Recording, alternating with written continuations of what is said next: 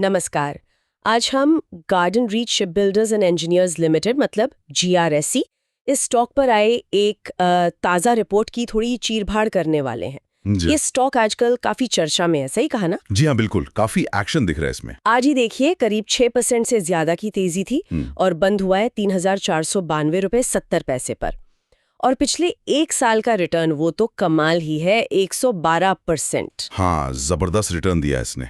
तो चलिए गोता लगाते हैं इस रिपोर्ट में और देखते हैं कि भाई पर्दे के पीछे क्या कहानी पक रही है। सबसे पहले ये तकनीकी संकेतक, टेक्निकल इंडिकेटर्स क्या कह रहे हैं? देखिए, रिपोर्ट के हिसाब से तो ज्यादातर टेक्निकल पैमाने, चाहे वो RSI हो, MACD हो या फिर मूविंग एवरेजेस, मतलब छोटी अवधि हो या लंबी, सभी फिलहाल स्ट्रॉन्ग बाय यानी मजबूत खरीद का ही संकेत दे रहे हैं। अच्छा। और जो मूविंग एवरेजेस हैं, MA5, MA50, MA200, वो सब मौजूदा कीमत से नीचे हैं। तो ये तो तेजीदेही लक्षण माना जाता है। लेकिन इसमें एक RSI का जिक्र होता है अक्सर, जो ओवरबॉट वगैरह बताता है, उसका क्या स्टेटस है? हाँ, वो एक दिलचस्प पॉइंट है।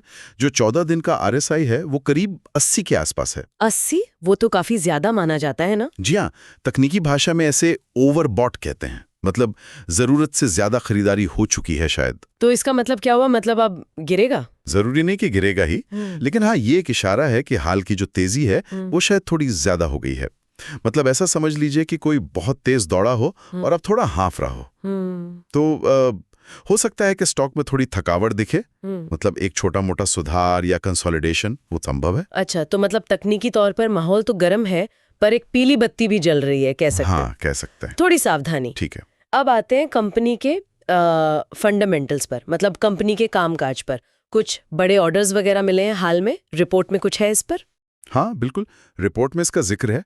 अभी हाल ही में जियोलॉजिकल सर्वे ऑफ इंडिया के लिए 2 रिसर्च वेसल जहाज बनाने का करीब 491 करोड़ का कॉन्ट्रैक्ट मिला है। अच्छा। और मई में ही नेवी के लिए जो 30 mm गन बनाते हैं, उसके समुद्री परीक्षण भी सफल रहे हैं। तो रिपोर्ट का नजरिया यही है कि ये जो लगातार ऑर्डर मिल रहे हैं और सरकार का जो डिफेंस पर फोकस है, वो कंपनी के लिए लॉन्ग टर्म में तो अच्छा ही है।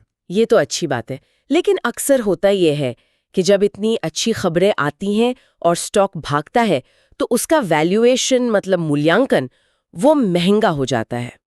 इस पर रिपोर्ट कुछ कहती है? हाँ, आपने बिल्कुल सही पॉइंट पकड़ा। रिपोर्ट साफ कहती है कि स्टॉक का मूल्यांकन काफी ज्यादा है, ऊंचा है। कितना? जैसे PE वगैरह? हाँ, प्राइस टू अर्निंग्स यानी PE अनुपात वो करीब 71.4 है। ओह, 71.4? जी।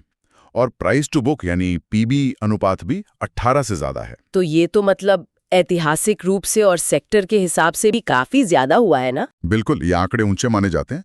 इसका एक मतलब ये भी निकलता है कि बाजार शायद जो भविष्य की ग्रोथ है ना, उसको काफी हद तक आज की कीमत में ही शामिल करके चल रहा है। वो उम्मीदें इसमें पहले से ही फैक्टर इन हो गई हैं, ऐसा लगता है। समझ गया, मतलब उम्मीदें बहुत ज्यादा हैं। अच्छा, तो तकनीकी बात हो गई, फंडामेंटल की बात हो गई, वैल्यूएशन की भी। अब एक और चीज होती है स्टॉक का मिजाज। कितना उतार चढ़ाव रहता है इसमें, वॉलेटिलिटी? हाँ, वो भी जरूरी है। रिपोर्ट में बीटा का जिक्र है, जो करीब 3.37 बताया गया है। 3.37? ये तो बहुत ज्यादा हुआ। मतलब क्या है इसका आसान भाषा में? आसान भाषा में समझें तो बीटा ये बताता है कि कोई स्टॉक पूरे बाजार के मुकाबले कितना ज्यादा हिलता डुलता है। 1 का बीटा मतलब बाजार के साथ साथ। ठीक है। तो 3.37 का मतलब है कि ये स्टॉक बाजार के औसत उतार चढ़ाव से 3 गुने से भी ज्यादा अस्थिर रह सकता है। बाप रे, मतलब तेजी में शायद फायदा भी ज्यादा दे, पर गिरे तो नुकसान भी उतना ही ज्यादा। बिल्कुल, ये मतलब कह सकते हैं कि कमजोर दिल वालों के लिए नहीं है, रिस्क ज्यादा है इसमें। सही कहा। तो इन सब बातों को ध्यान में रखते हुए, मतलब तेजी का ट्रेंड, ओवरबॉट सिग्नल, अच्छे ऑर्डर, महंगा वैल्यूएशन और हाई वॉलेटिलिटी रिपोर्ट निवेशकों को क्या करने की सलाह दे रही है? कोई रणनीति? देखिए, रिपोर्ट की जो सुझाव हैं उनके मुताबिक जो नए निवेशक हैं और मौजूदा तकनीकी मजबूती को देख रहे हैं, वे गिरावट पर खरीदारी यानी बाय ऑन डिप्स की रणनीति अपना सकते हैं। खासकर अगर स्टॉक थोड़ा नीचे आता है, मान लीजिए 3,300 से 3,400 के लेवल पर। अच्छा, ये दिलचस्प है। मतलब RSI ओवरबॉट है, फिर भी गिरावट पर खरीदने की सलाह। हाँ, मतलब रिपोर्ट शायद ये मान रही है कि गिरावट अगर आती भी है तो वो शायद एक मौका हो सकती है। ठीक है। और जिनके पास पहले से है उनके लिए? जिनके पास पहले से हैं और अच्छा मुनाफा बन गया है हाल की तेजी में, हाँ, तो वे 3,540 से 3,600 के आसपास, मतलब थोड़ा और ऊपर जाने पर कुछ मुनाफा वसूली यानी प्रॉफिट बुकिंग के बारे में सोच सकते हैं। पर ये याद रखना बहुत जरूरी है कि ये सिर्फ रिपोर्ट के सुझाव हैं, हमारी कोई निवेश सलाह नहीं है ये। बिल्कुल बिल्कुल, ये बात हमेशा ध्यान रखनी चाहिए।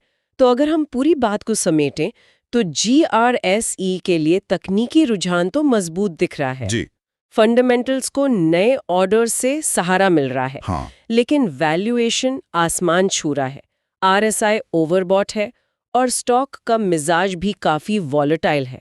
यही है मोटी मोटी तस्वीर। बिल्कुल सही कहा आपने। ये एक मिलीजुली तस्वीर है, मतलब शॉर्ट टर्म मोमेंटम तो पॉजिटिव है, लेकिन वैल्यूएशन और वॉलेटिलिटी जैसे फैक्टर्स पर पैनी नजर रखनी होगी। और यहीं पर मेरे मन में एक बड़ा सवाल आ रहा है। ये जो डिफेंस सेक्टर में आत्मनिर्भर भारत और स्वदेशीकरण पर इतना जोर है, इसका GRSE जैसी कंपनियों के भविष्य और खासकर उनके वैल्यूएशंस पे लंबी अवधि में क्या असर पड़ेगा? मतलब क्या ये ऊंचे वैल्यूएशन टिक पाएंगे या ये सब उम्मीदें पहले ही कीमत में आ चुकी हैं? ये एक सोचने वाली बात है आगे के लिए। बहुत वाजिब सवाल है और इसका जवाब शायद वक्त ही देगा। देखना होगा कि कंपनी अपनी ग्रोथ की उम्मीदों पर कितना खरा